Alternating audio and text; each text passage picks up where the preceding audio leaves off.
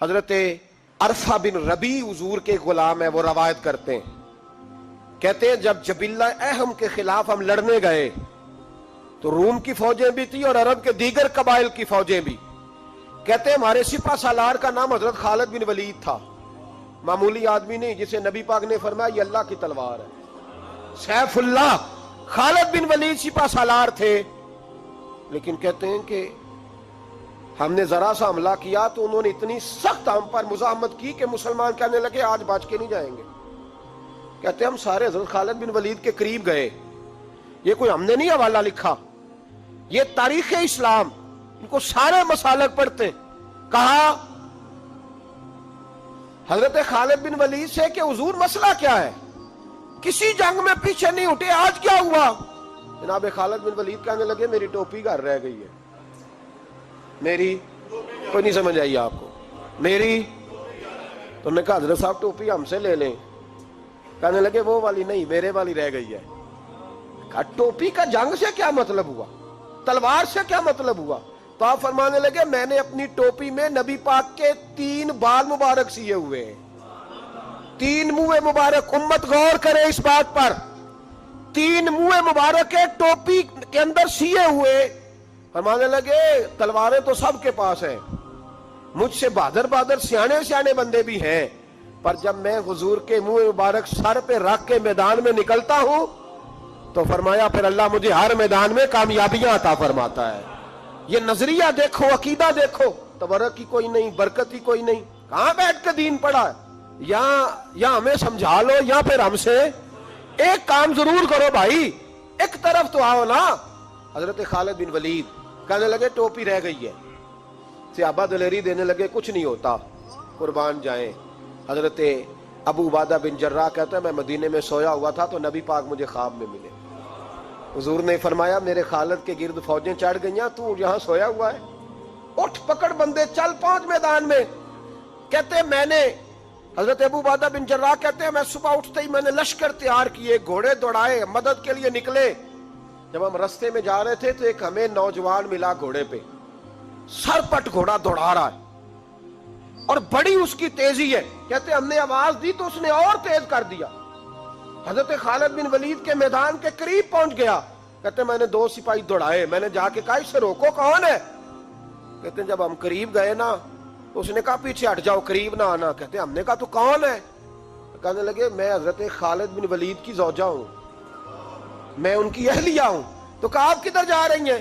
کہنے لگی وہ منہ مبارک والی ٹوپی گھر بھول گئے تھے، اور ٹوپی بھول گئے تھے. سارے راز نہیں جانتے، میں بیوی ہوں، میں جانتی ہوں کہ خالد کو کامیابی ملتی تھی مصطفیٰ کے تبرک کی برکت سے. وہ ٹوپی بھول گیا ہے، مسئلہ بن گیا ہوگا. ٹوپی پہ نظر پڑی ہے تو مجھے کوئی اور ملا نہیں تو میں خود دینے جا رہی ہوں. حضرت ابو عبادہ بن جراح کہتے ہیں ہم نے کہا کہ ہمیں دے دو بہن، ہم دے دیں گے. کہنے لگے نہیں، ہمیں پتہ ہے اس کا ادب کس طرح کرنا ہے، کیونکہ ہمارے گھر میں رہتی ہے تو ہمیں پتہ ہے ادب. اور یارو اگر یہ ذائقہ ہی نہیں تو پھر تجھے حضور کی عزت کا پتہ ہی نہیں. اگر تو حضور کے تبرک سے آشنا ہی نہیں پھر تجھے پتہ ہی نہیں رسول اللہ کے مقام کا. اقبال کہنے لگے اگر بھاؤ نہ رسیدی تمام بول حدیث، اگر تو حضور کے قدموں تک نہیں پہنچا پھر تو ابو لہب کے کھاتے میں جائیں گی تیری نمازیں. میرے مصطفیٰ کریم سید عالم صلی اللہ علیہ وسلم کی وہ ٹوپی لے کر زوجہ کہنے لگی تمہیں ادب کا نہیں پتا، میں ہی جاؤں گی. کہا چلو. کہتی وہ دوڑی گئی. حضرت خالد بن ولید کہتے ہیں اچانک میری نظر پڑی تو کافروں کی فوج تنی ہوئی تھی، وہ ٹوٹنے لگی اور ایک شاہ سوار دوڑا آ رہا ہے. تو میں نے کہا یہ اکیلا جوان صفے کاٹتا آ رہا ہے، ہم لڑ رہے تھے تو یہ فوج ہم پر چڑھ آئی تھی، اکیلا جوان. کہتے ہیں جب وہ جوان قریب آیا تو حضرت خالد بن ولید کہنے لگے او جوان تو کون ہے، اکیلے نے سب کھول دی. تو کہتے ہیں زوجہ بول کے کہنے لگی نہیں مسئلہ جوان کا یا کمزور کا نہیں خالد، مسئلہ یہ ہے کہ ٹوپی آج میرے پاس ہے. مسئلہ یہ ہے کہ ٹوپی آج اصل شے میرے پاس ہے تو اس لیے صفے کاٹتی جا رہی ہوں، ورنہ مجھے تو چھری بڑی مشکل سے چلانی آتی ہے. ٹوپی آج میرے پاس ہے. یہ ہے ارض جنت، یہ طیبہ کی زمین ہے، جنت بھی یہی، مال کے جنت بھی یہی ہے. یہ میرے محبوب پاک کے تبرک کی برکت ہے. حضرت خالد بن ولید رضی اللہ تعالیٰ عنہ کو زوجہ کہنے لگی ٹوپی آ گئی ہے، ٹوپی آئی ہے تو سمجھ لو فتح بھی آ گئی ہے۔ حضرت خالد بن ولید نے ٹوپی پہنی، اتنی دیر میں حضرت ابو عبیدہ بن جراح بھی آ گئے، کہنے لگے تگڑے رہنا، پہنچ گئے ہیں۔